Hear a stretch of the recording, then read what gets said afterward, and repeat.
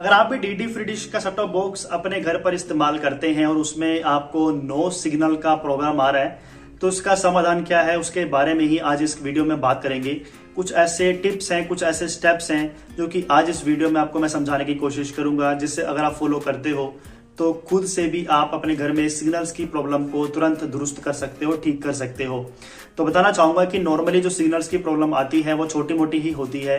कई बार जो LNB होता है उसके नीचे जो केबल कनेक्टर होता है वो लूज हो जाता है जिसकी वजह से सिग्नल्स नहीं आ रहे होते हैं, या फिर सेट टॉप बॉक्स के पीछे जो आपने डिश वायर का जो कनेक्टर है उसे लगाया हुआ है वो शायद लूज हो गया है या खराब हो गया है, उसकी वजह से भी कभी कभार सिग्नल्स की प्रॉब्लम आ जाती है।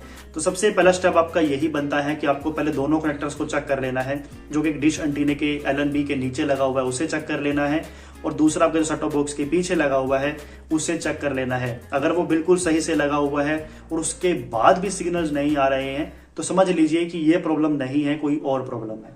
तो दूसरी प्रॉब्लम के लिए आपको देखना होगा कि जो डिश से लेकर आपके सेट टॉप बॉक्स तक केबल वायर आ रही है उसमें कोई जॉइंट तो नहीं है। अगर कई बार क्या होता है, प्लास से जो है दो तारों को लेंथ को बढ़ाने के लिए जॉइंट कर देते हैं, इससे भी केबल जो है प्रॉब्लम करती है, सिग्नल्स आपको परफेक्टली नहीं देती है और स्ट्रेंथ भी कम हो जाती है। तो जितना हो सके कोशिश करें कि एक छोटे छोटे जॉइंटर आते हैं जो कि सिग्नल्स को पास करने के लिए काम करते हैं, उनका उपयोग कीजिए, जिससे सिग्नल्स आपको परफेक्टली मिलते रहे और कभी आपके प्रॉब्लम ना आए सिग्नल्स की।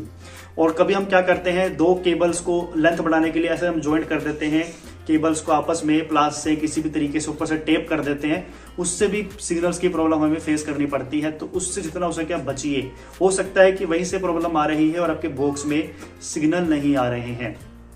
अगर उसके बाद भी आपके प्रॉब्लम बनी हुई है, आपने सब कुछ ठीक करके देख लिया, केबल को भी चेक कर लिया, तो केबल को अच्छे से एक बार फिर चेक करिए कि कहीं केबल टूटी या गली तो नहीं हुई है, क्योंकि केबल कई सालों पुरानी हो जाती है, बारिश की वजह से या ज्यादा गर्मी पड़ने की वजह से जो केबल है वो हार्ड हो जाती है, उसकी वजह से भी जो है केबल खराब होने का चांसेस बढ़ जाता है। तो पहले आप केबल को भी चेक करिए कि केबल में कोई कट या कोई खराबी तो नहीं है। अगर वो खराब हो रखी है तो उसे चेंज करिए, हो सकता है कि सिग्नल की प्रॉब्लम ठीक हो जाए।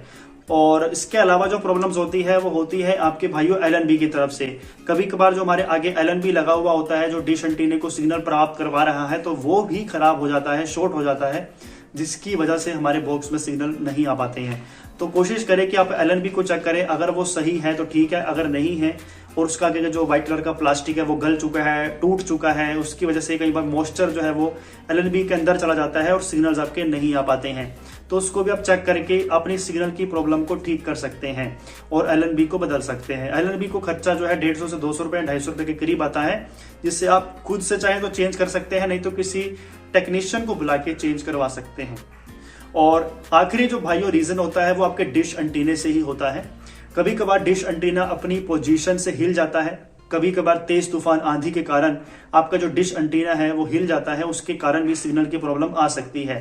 तो कोशिश करें तो डिश एंटीने को भी सिग्नल सेटिंग कराने की कोशिश करें। अगर आप खुद से जानते हैं, कोई तरकीब है आपके पास, तो खुद से ट्राई कर लीजिए, नहीं तो आपके आसपास एरिया में बहुत सारे लोकल टेक्नीशियंस मौजूद होंगे जो 150 से 200 रुपए का चार्ज आपसे लेंगे और आपके सिग्नल्स को परफेक्टली सेटिंग करके देंगे।